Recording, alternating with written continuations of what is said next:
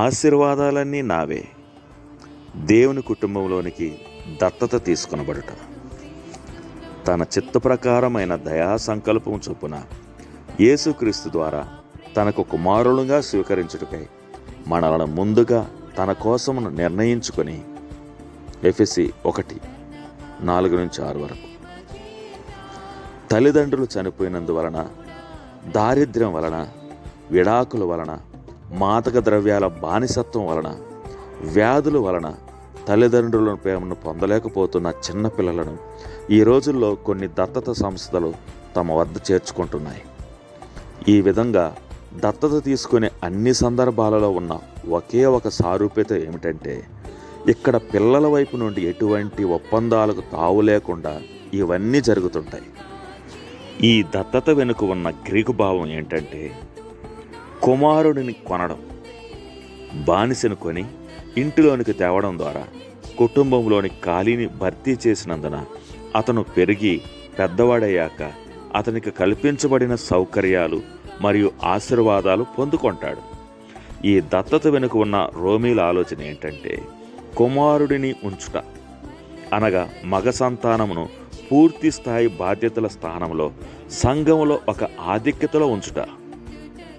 దత్తత అనగా పూర్తి అవగాహన కలిగి కుటుంబం అంతా అందులో భాగస్వాములై గొప్ప ఉత్సవాన్ని నిర్వహించడం.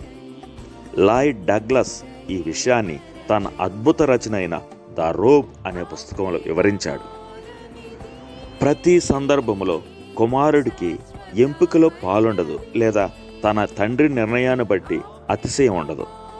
కుటుంబ నేపథ్యం మరియు తన తండ్రి ఎంపిక ద్వారా కుమారుడు స్థానాన్ని అతడు పొందుకుంటాడు. అలాగే విశ్వాసులైన మనల్ని ఆయన కుటుంబంలోనికి చేర్చిన తండ్రి పనిని శిరసావహిస్తాం. ఈ ప్రక్రియకు సంబంధించిన సత్యాన్ని మనం విశ్వసిస్తే ఆ ప్రభావంతో మనం స్వాంతన పొంది ఇంత గొప్ప ప్రణాళికను బట్టి తండ్రి అయిన దేవుడిని కొనియాడేవారంగా ఉంటాం. చాలామంది దత్తత తీసుకొని పడిన పిల్లలు తాము గతంలో తమ తల్లిదండ్రుల చేత నిరాదరణకు గురైనట్లుగా ఈ దత్తత తీసుకున్న తల్లిదండ్రుల చేత కూడా నిరాదరణకు గురవుతామేమో అని భయపడతారు. ఈ విధంగా కుమారునిగా దత్తత తీసుకునబడడానికి నేను తగినవాడినా అని విస్మయానికి గురయ్యే ప్రమాదం నుండి, ఈ తల్లిదండ్రుల ద్వారా కూడా తాము తృణీకరించబడతామేమో అనే భయాల నుండి మన విశ్వాసము లేక ప్రవర్తన మనల్ని విడిపిస్తాయి. మనం ముందుగానే నిర్ణయించబడిన వారం. ఈ పదం యొక్క అర్థం ఏంటంటే, అంతం వరకు మనం ఆయన ప్రణాళికలో ఉన్నవారం. దేవుడు మనల్ని ప్రేమించే తండ్రిగా మన అంతం వరకు ప్రణాళిక చేసి ఉన్నాడు. అదే తండ్రి ఇంటిలో మనం పొందబోయే నిత్య సంతోషం. తండ్రి తన కుటుంబం కొరకు దాచి ఉంచిన విషయాలు కనులు చూచి ఉండలేదు, చెవులు విని ఉండలేదు. ఈ స్వాస్థ్యాన్ని, హక్కును మన నుండి ఎవరూ తొలగించలేరు. క్రీస్తు ప్రేమ నుండి మనల్ని ఏది ఎడబాప నేరదు. దేవుని కుటుంబాన్ని మొక్కలు చేసిన పాపానికి ఎంత అద్భుతమైన పరిష్కారం సూచించబడిందో కదా. దేవుని కుమారుడైన ఆదాము మరణాన్ని, వినాశాన్ని మరియు దేవుని కుటుంబ సభ్యుల మధ్య అంతరాన్ని కలిగించాడు.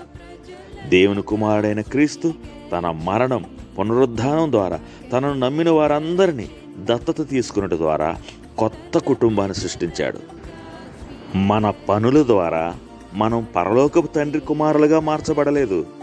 మనం దత్తత తీసుకొనబడిన క్రీస్తు ద్వారా మనకు జీవితం, భద్రత మరియు ఈ కుటుంబంతో సన్నిహిత సంబంధాలు కల్పించబడ్డాయి.